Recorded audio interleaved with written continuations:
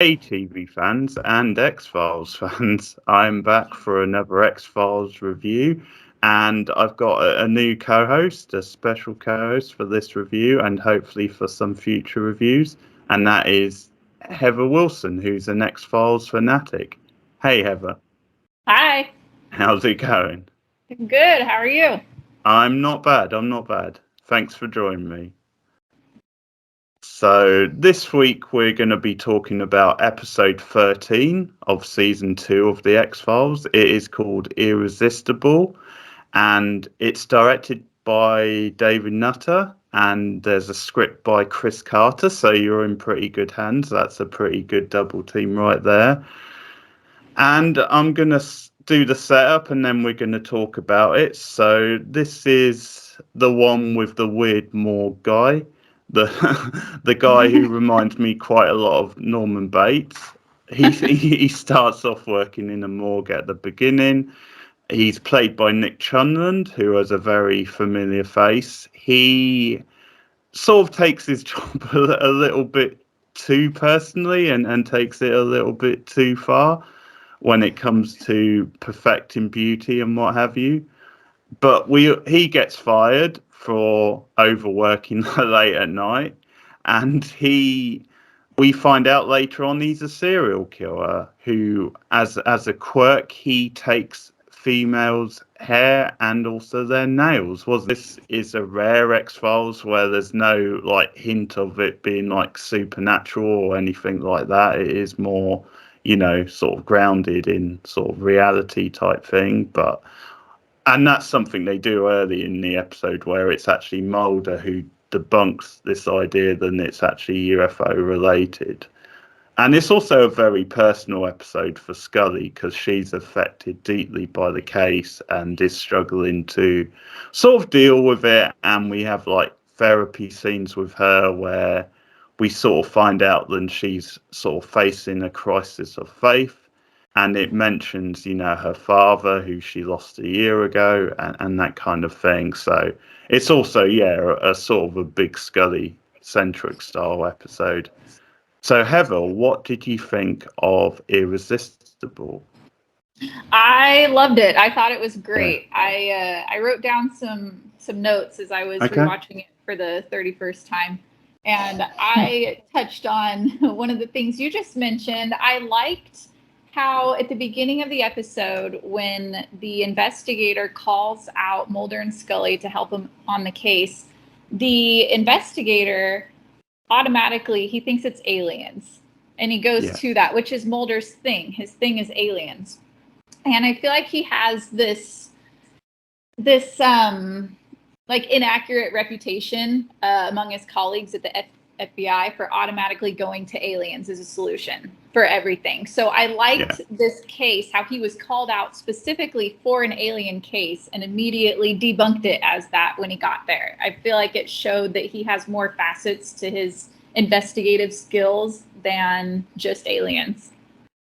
Yeah, I would agree. And it was good to get that out of the way early so that they're not leading you down the path of, is this going to be UFO related when it's sort of clearly not. And once in a while, it's nice to take a break from that stuff and do something a bit more like this, a bit more Manhunter style sort of thing. Exactly, because we hear about his history in violent crimes before he joined the X-Files. So it's fun to see these cases through the seasons where he's exercising his violent crime skills and his profiling skills rather than his paranormal activity skills. Yeah, because there's sort of another episode in season 4 which has a bit of this feel, which is Paper Hearts. I think that's another example, maybe. But yeah, that's another great episode. I love that one. Yeah, there's many belters from season 4, but I really like that one too. That sticks with me. But yeah, and the actor playing the detective I've seen in other stuff as well. He was quite familiar. What did you think of the character of Donnie, the main villain, and the actor? I liked him. I mean, he's kind of like a mix between like your all-American guy and your creepy guy. Yeah. You know what I mean? Like, I think I read in a behind-the-scenes thing that he was actually like a former basketball player. Oh, interesting. Yeah, and he was going to be professional and go into professional basketball, but then he sustained some sort of injury. So then he went into acting instead. Yeah, so he kind of has that demeanor about him, like a jock, right? He's tall, he's thin, he's clean cut. He still has all that, but he's creepy. And the way that he talks, how he talks so slow, he almost sounds like he's a mix of uneducated but also like conniving at the same time. It just makes him super creepy. Yeah, that's a good point. I never thought of him being jock-like, but I can actually see that he's got the sort of looks, and like you said, he can be quite imposing and creepy, but and charming too. He could be charming because he charmed the woman where he was trying to get that job. The interview, yeah. I mean, she definitely bit of flirtation going on there. She did, yeah. Yeah, he's got a very distinct voice. His voice also reminds me a bit of like the Ghostface voice out of Scream. It's because for a while I wondered if it was that actor, but I know it's not because that actor's like Roger Johnson or something. His name is it's just something. So, but he has a very similar voice, memorable villain, like a memorable one-shot villain, because I think he's one you could, because sometimes, you know, the episode might be good, but the villain doesn't always stand out. But he's one that definitely adds a lot to the episode. Right. And I think that the writers and producers recognize that because they brought him back for another episode too. Oh, okay. They don't do that. They don't do that very often where they will feature the same villain in 2 episodes. They did that with Toombs, and then they did that again with him, with Donnie Pfaster. Yeah, that's very rare. That's very rare. Because I think they've reused the actors a lot of times, but in different roles. But it's very rare, yeah. Like you said, it's a returning villain. Oh, so that's exciting. But also the scene when he tries to pick up the girl who's in his class, I think that's a really interesting scene because it's really uncomfortable to watch because at first she's like naturally creeped out by him and he's sort of lurking in the shadows. And I think one of the things this episode does well is it really gets across how awkward it is, you know, from a female perspective to be approached in like a dark, you know, deserted like parking lot by a you know, a guy you don't know. And I think this episode does a good job of really getting across, you know, that is unfortunately part of the female experience more than it is, you know, for a man sort of thing. Yeah, for sure. And that was a good scene because it was good the way at first she was sort of creeped out by him, and then he sort of played the innocent schoolboy. You know, I just didn't catch like what chapters we're supposed to read for homework, and that was a way for her to like put down her defenses or to get her to put down her defenses. And then so you I think because you're actually watching this one, whereas some of the other ones happen quite quickly, like, and they were off camera. This one was more tense because you saw it play out type thing, and luckily she did escape, you know. Just barely. I think she might have given him a good kick in the knackers or something. Talking to this other guy who's been arrested, who they think is you know, Donnie, basically, and Donnie's in the other cell. So that was a really clever swerve because they picked Donnie up for that, but not knowing that he's the guy they're actually after.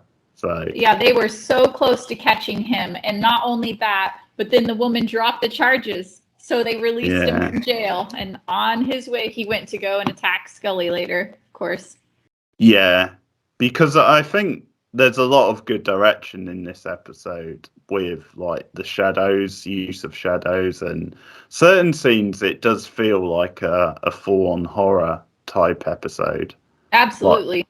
I think like the first victim you see with him, where he just chases her down the hall, and it's sort of darkly lit. That sort of felt like a horror movie in many ways. Right. It's an episode for Scully, and I liked that they reminded you that it been like a year since her father passed away. Yes. That's sort of good continuity, because some TV shows, you know, like a character's father dies and they forget about it, you know, in later episodes. But this was exactly good continuity to see that. And yeah, and they're tying it into the fact she still has unresolved trauma from that experience too, that she hasn't completely healed, which I feel like adds to her the personal level of her character, which is always fun to see those things. Self said, I want to be professional and do my job, but this, it you know, it just shows a human side than even someone like Scully can be, you know, put off sometimes, that she needs to take a break. And yeah, exactly. So. And also the different women that he targeted, they were all completely different. It was prostitutes, it was a fellow classmate, and then it was an FBI agent. But the common denominator between all these different women is that they had some sort of vulnerability. And I feel like he took advantage of that vulnerability, whether it be because of their line of work, or because they were just happened to be alone in a parking lot with him, or because he saw them on a fluke, you know, in the jail. Like, it just seems like they really did a good job of showing that you don't just have to be a prostitute to be vulnerable. You can be a student, you can be an FBI agent, you can be anybody, and you can still be a target of someone creepy and scary like him. Yeah, that's something that stood out to me as well. Then it was different kind of women's in different like professions, and because obviously there's a very creepy scene where he like hires a prostitute, and we find out it's another little fetish. It's like, yeah, I'm gonna run a bar for you, and then and she sort of goes along with that, because she sort of, from her point of view, it's like, hey, I've probably had worse, but then suddenly it's like, yeah, I want you to wash your hair in front of me, and that's when alarm bells started to ring. Then he sort of went after a prostitute as well, because it's exactly sort of an easy fix in a way, but yeah. Exactly. He seems very much like a loner, because when you see in his apartment, in his bedroom, it's nothing but the funeral home, like floral arrangements that were in there. There's no way that he would have a girlfriend or a wife or anyone over that would be okay with that. So that just shows that he is home alone all the time. And, you know, for him to introduce a woman into an environment that was that creepy, for her to see that, he didn't plan on her leaving to go and tell about it, you know? Yeah, definitely. And we obviously get, I mean, speaking of Scully, we obviously get a big sort of climax to the episode where he actually, kidnaps Scully. And it's this whole manhunt with Mulder and the other guy, the other detective, and he has to confront her fears. And it's notable that although they get there and rescue her, she actually escapes first. You know, she does fight her way out first. It's true. It's true. Yeah, and I think that's important, you know, for the character. Then ultimately, she probably would have escaped anyway, even though they obviously showed up. And you get like a nice tender Mulder and Scully moment where he sort of comforts her, but. Right. And that was something that Scully had mentioned to her therapist at the FBI, or that woman that she was talking to, when she said the reason she didn't tell Mulder about how much this case was affecting her was because she didn't want him to feel like he had to protect her. So I feel like that was a good move on the part of the writers, where she got away herself. She didn't need him to rescue her. She could have saved herself. Yeah, totally. Yeah, it's funny because there's the podcast I follow on XFiles, and they're always cracking jokes about how Scully's like the badass, and Mulder's the bit of like the wussy who always needs saving. Like often, like she'll go ahead and go after whoever it is, and he'll like pretend to be her or just lurk back, sort of. His faith in her in the show, and it's pretty big. Then she's having a crisis of faith. You know, some of the things she's seen over the last year has impacted whether she really believes in this stuff or not. So Right, exactly. that's a good way to look at it. Okay. What about when Donnie Pfaster had her held captive in the closet and his face turned from one face to another to another? Oh yeah. Yeah. What obviously those were supposed to be different faces of evil, but what faces were those? Do you know? No, I don't. No. I want to say Saddam Hussein was one of them. Yeah. But the others, I don't know. I don't know what they were. I couldn't pick that up. So what was the implication there? Was it that Donnie Pfaster is the devil? He is evil? Yeah. Because obviously if there is like a supernatural angle, that might be the one, because it's quite rare for them not to go through a whole episode without anything like that. Symbolism for the sake of the audience and maybe what he represents. But it could have been something, like you said, a bit more than that, like something like... Yeah, they had like little glimpses of that through the episode, because in the beginning, the scene where he was in the funeral home and he was fired because he got caught with the body cutting the hair of that girl, before his boss flicked on the light switch and Donnie Pfaster walked around the casket there, he was the devil. He had horns and everything. And the guy kind of jumped back and he's like, oh my gosh, he turned on the light. And when the light came on, it wasn't the devil's silhouette anymore. It was Donnie Pfaster standing there. So that's why I'm just thinking, what are they implying here? Okay, so you're wondering if he had some sort of power where he could change his appearance, or maybe it's just... Yeah, maybe was he some sort of like just evil demon that took on human form, or what was that, you know? I don't know. That's interesting. Yeah, I'll have to rewatch those scenes to see what I think, because I actually prefer the idea that he is just a regular human being and he is just very disturbed and sick. I think it just has more power in this kind of story, and sometimes if you're gonna imply supernatural forces, I think you need to do a bit more with it. So I guess that's... If you were gonna rate the episode out of 10, what would you give it? I'd give it a 9. Very good. Very good. What would you give it? I'll go 8. I won't go quite as high as a 9, but I'll go 8. It's a very good episode, and yeah, obviously we're only in season 2, but this, I think a lot of times I tend to go towards like the horror centric type episodes, and as I said earlier, I think this one has a sort of a Manhunter like style feel, and I think the X-Files does that sort of thing really well. They do.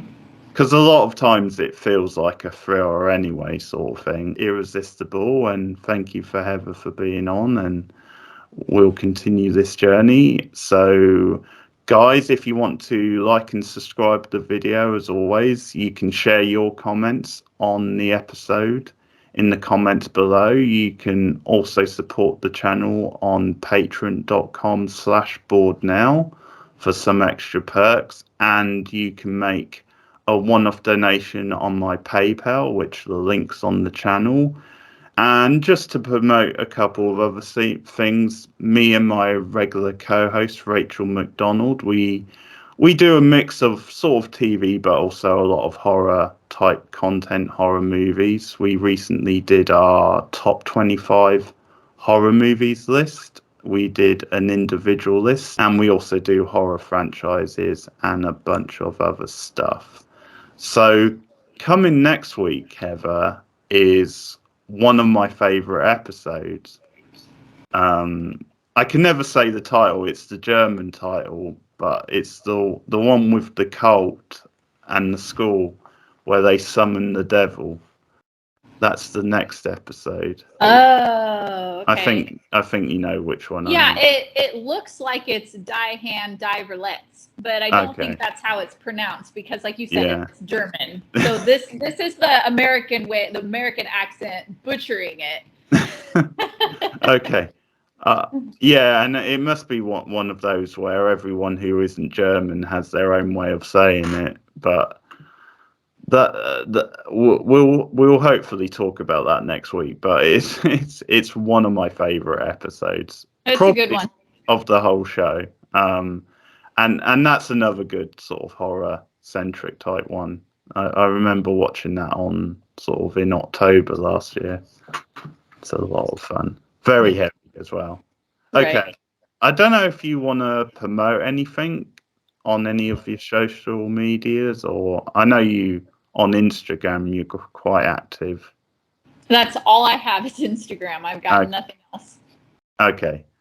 But I know you post lots of like XFiles shots, like memorabilia and stuff. I do. I have an entire room in my house that's dedicated to my XFiles collection. Actually, I should say 2 rooms. I have 2 rooms in my house that's dedicated to my collection. So that's all I post on Instagram is just my collection. Yeah, there's lots of stuff, isn't there? You got like scripts and different flashlights, comic books, action figures, everything. Yeah, lots of stuff. So that's exciting. Okay, so it's great to have Heather on the channel, and I look forward to a long run doing these reviews. It should be a lot of fun. So thank you everyone for listening, and we'll be back with more soon. Okay, bye guys.